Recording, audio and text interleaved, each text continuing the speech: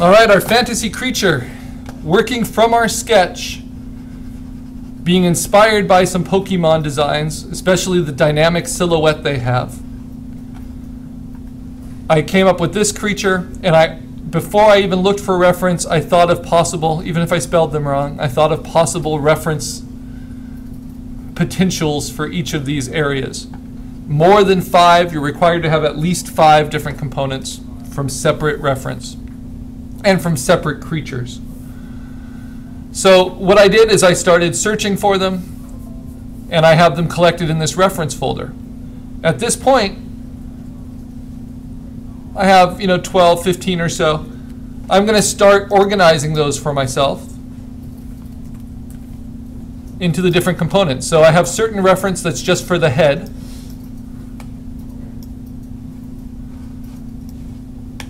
Certain reference that's just for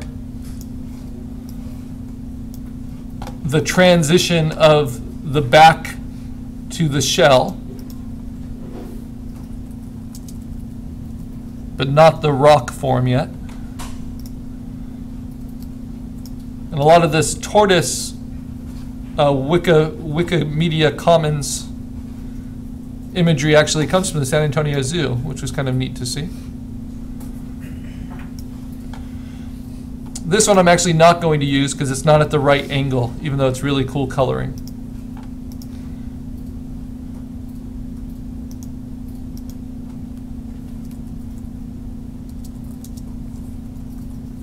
Remember, you need to connect all these things, so I need some pieces that kind of run behind other features. So I have the neck and shoulders.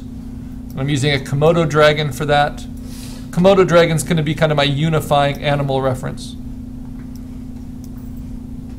I like the eye, I like the mouth.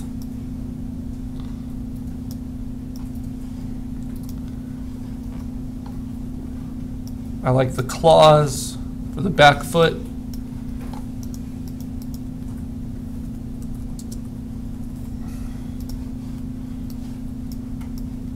And I'm going to get multiple pieces of reference for all of these things. Now, sometimes you might find reference that you want to use in an unusual way, and this was a Komodo dragon foot that's overturned and lit from above, but this could make a great lower jaw and some interesting, unusual mandible teeth, kind of a split mandible. So I'm going to put that with my head as some options. All right, what else do I need? Well, I need the scorpion claws. So how do I find reference? Well, it's all going into this folder. I'm in a Google image search. I'm a big fan of Google over the other search engines for this. They just have better tagging systems, so you get more accurate results. I'm not a stockholder. So if I look for scorpion claw in particular,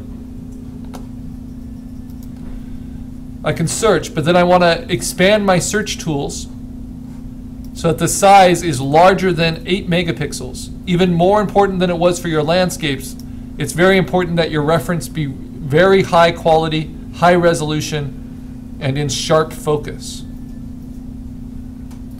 So that when you open it up, not only are you trying to match the angle of your sketch, the lighting, the general kind of lighting of all your reference, you're also making sure that that image has every bit of quality that you need. Right? That it's not blurry, that it's not a bad photo. So that one's pretty good. But I'm not going to stop at just finding one. I'm going to keep going. And if it looks too limited, I'm going to broaden my search terms.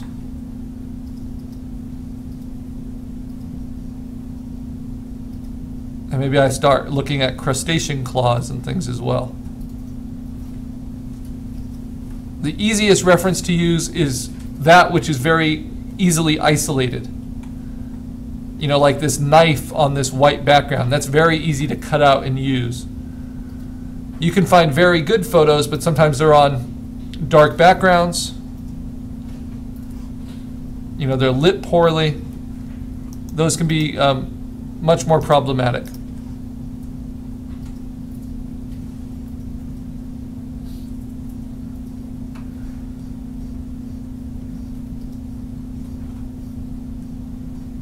Now, image searching gets fairly addictive, and the part of it that I like the most is that you'll find things you weren't looking for.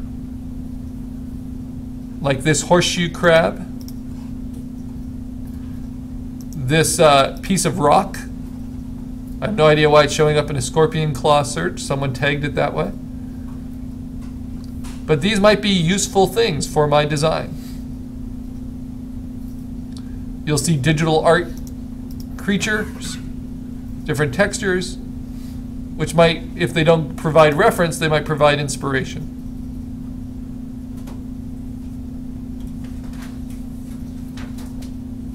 All right, so it looks like I need to broaden my search terms a little bit. So we're getting pretty far afield now. Though I do like this red pepper. All right. So once you've opened them in a new tab, you always want to view the image and check it at full resolution. So this one is a nice high quality photo, but notice that the claws, the part I want most, are way out of focus. And instead it's the tail that's the focus of that. So that's not a good one. But that one, we have some nice claws. Even though they don't belong to a scorpion, there's a lot of good texture there, a lot of good focus. I'll just have to cut them out. So that's very promising. Now, is the angle right? You can see how the angle could be made right with this exoskeleton, especially this arm. That seems to work pretty well. The horseshoe crab, beautifully slimy, cool textures, nice and sharp in focus. Could I use it anywhere? Perhaps, but probably not too appropriate for my rocky desert creature. But this rock, oh, that's such a shame. So beautiful, but when I zoom in, look, it's all fragmented and it's been forced to be too big. So what I can do, if I really want to find that reference, I can do a search by image. And yeah, sadly, that's the only image of this on the internet. So it's not going to get any higher quality. But then I can do search similar images. And oh, look, we get to some agates. But I want to make sure that the size is at least 8 megapixels.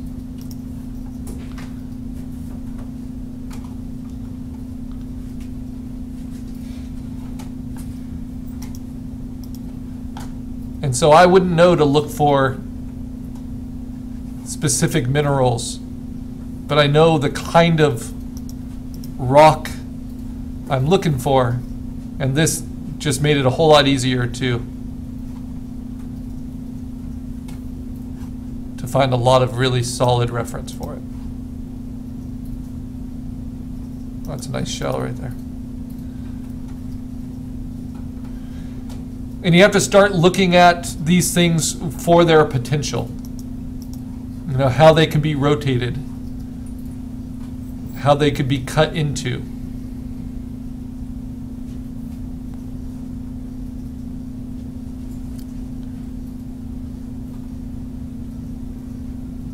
All right.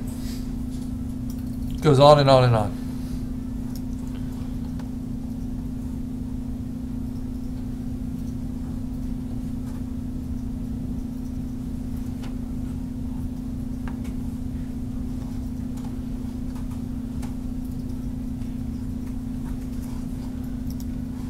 Then I check each one.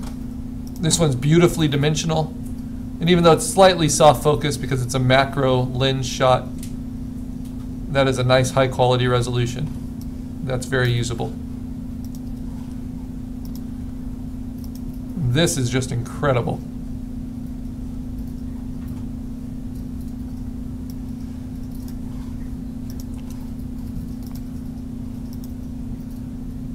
This one looks very deserty.